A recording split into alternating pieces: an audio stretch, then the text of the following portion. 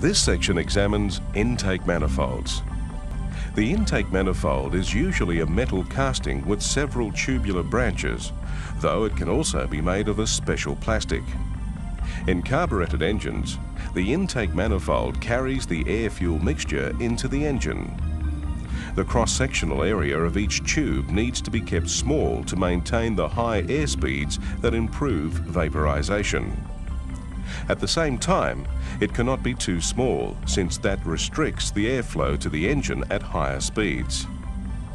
Electronic fuel-injected engines with throttle body injection also have intake manifolds that carry air-fuel mixture. With multi-point injection, the intake manifolds carry air only, and the cross-sectional area of the tubes can be larger. More air can flow and the engine can produce more power. Fuel is injected into the intake ports of the cylinder head.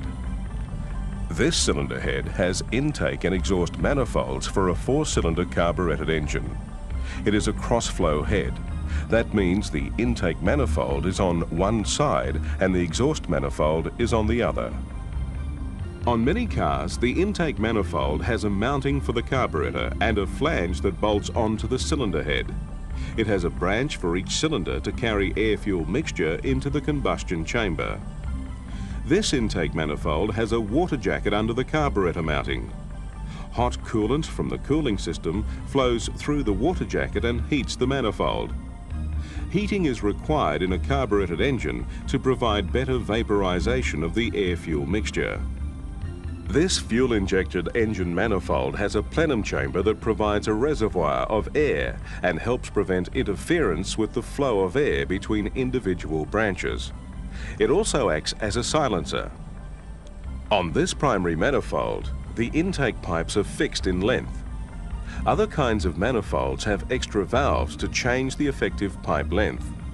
They may be computer controlled by the engine management system to open at a specified engine speed and extend the torque output.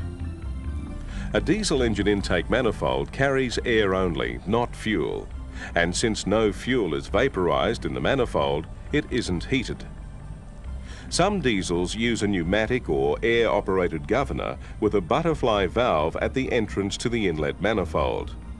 This butterfly valve is only used to operate the governor. It is not a throttle butterfly valve as seen on petrol engines.